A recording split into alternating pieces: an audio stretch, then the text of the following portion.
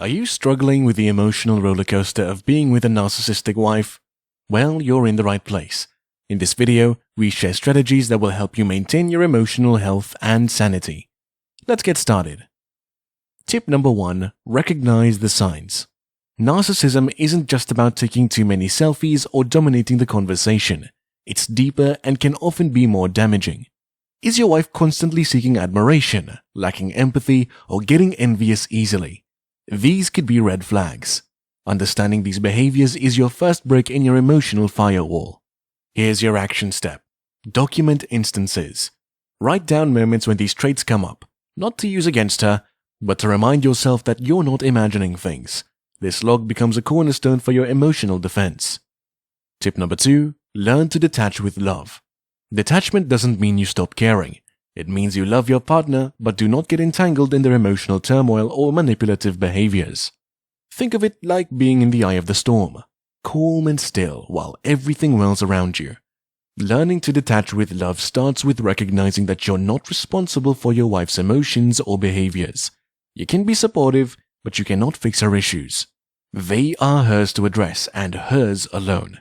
When she tries to pull you into drama, take a step back emotionally. Picture a mental barrier that her words can't penetrate. You can listen and you can nod, but you do not have to absorb the negativity. You can also use affirmations to remind yourself of this detachment. Phrases like, "I can love her but not her actions," or "I'm not responsible for fixing everything," can be powerful mantras for maintaining emotional distance. Tip number 3. Practice self-compassion. Your emotional well-being is crucial when dealing with a narcissistic partner, and self-compassion is your secret weapon. It's the soothing balm on the burns left by harsh words or cold indifference. But here's the thing, it's not just about feeling better in the moment. It's about rewiring your brain to treat yourself with the same kindness that you'd offer a good friend. Start with a simple exercise. Each evening, write down one thing you did well that day. Maybe you kept your cool when she was pushing your buttons, or you treated yourself to a healthy meal because you deserve care too. These acts of self-recognition are powerful. They're affirmations of your worth and they help solidify your emotional defenses. Also, give yourself permission to feel. If you're sad, allow the tears. If you're frustrated, let out a sigh. But here's the key. Don't spiral. After you've allowed yourself to feel, engage in an act of self-care. It's not selfish, it's necessary. By nurturing your emotional health, you're not only building up your resilience, but you're also creating a more positive environment around you, which can often, in its own small way, encourage better interactions even with a difficult partner. Tip number 4. Build a support network. Alright, think of this as the elite tech squad for your emotional firewall. It's crucial to have a robust network that can help buffer the storm of a narcissistic relationship. Now, I'm not talking about fair weather friends. I mean the ones who are there for you, whether it's 3 p.m. or 3 a.m., rain or shine. This network isn't just people. It includes activities and places that fill you with joy and peace. Perhaps it's a beloved book club, a weekly game night with your best friend, or a peaceful area in the park where you can take a moment to yourself. It's crucial to have these sanctuaries to turn to because they act as reinforcement when you feel weak. They're reminders that there is a world beyond the challenging dynamics at home. Remember to invest time in these relationships and spaces. Be open with your friends about what you're going through, and don't be afraid to ask for their support. Whether it's a listening ear, a distraction, or just someone to remind you of your strengths, this network is invaluable. Tip number 5. Educate yourself. Education is the foundation of understanding, and understanding is power. Dive into books, online resources, and workshops about narcissistic behavior patterns. The more you know, the less you'll be caught off guard. Understanding narcissism can be like learning a new language. Suddenly, you can interpret what's really being said. You recognize the manipulations, the guilt-tripping, and the gaslighting. It's like being able to predict the weather. You can see the storm clouds gathering and know when to take cover. Take it one step further.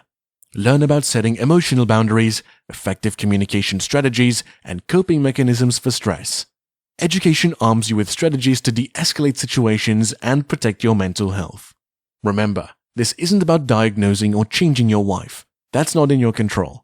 It's about equipping yourself with the knowledge to navigate the relationship as healthily as possible. By being informed, you're less likely to internalize the hurtful behaviors and more likely to respond in ways that preserve your inner peace. Tip number 6. Practice assertive communication. This is where many of us trip up, especially when facing someone who's skilled at twisting words. Assertive communication isn't about being aggressive. It's about being clear and standing up for yourself with respect.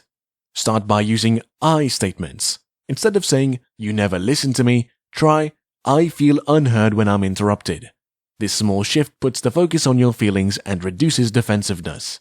It's also essential to keep your voice calm, your posture open, and maintain eye contact. Tip number 7. Embrace self-sufficiency. Dependency is a tool often used in controlling relationships. Breaking free from that means building your self-sufficiency, emotionally and practically. Think of it as installing a backup generator for your emotional firewall. When the main power, aka your partner's approval, goes out, you're not left in the dark. Start by identifying areas where you've become reliant on your wife and begin diversifying. If she's the main source of your emotional validation, start validating yourself.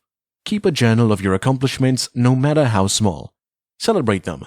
Find hobbies or activities that make you feel competent and confident.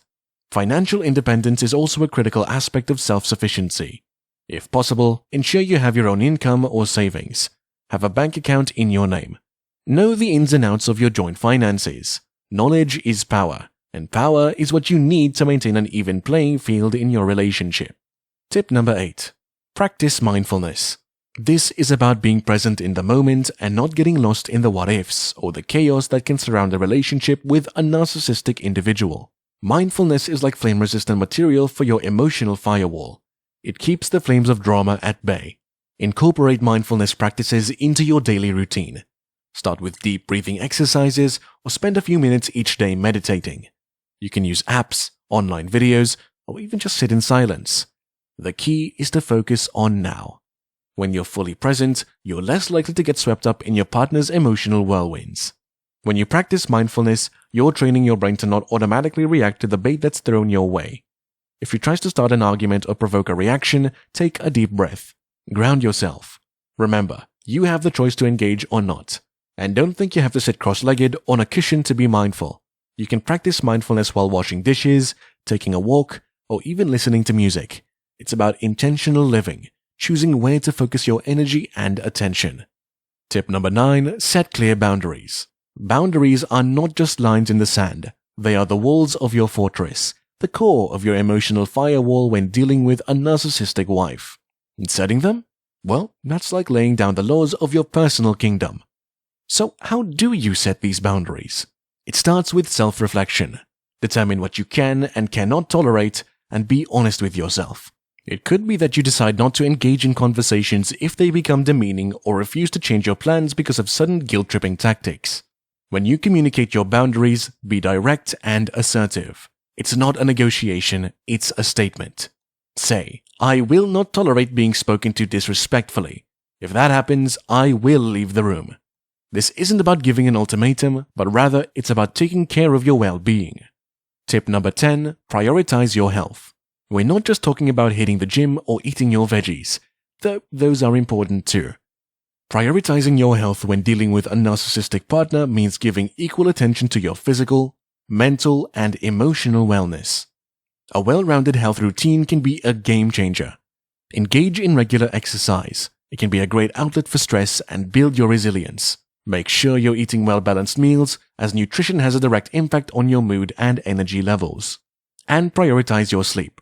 Rest is a critical, though often overlooked component of emotional strength. Beyond the physical, tend to your mental health.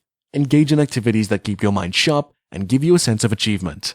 This could be puzzles, reading, or learning a new skill. Keep your mind active and focused on positive growth.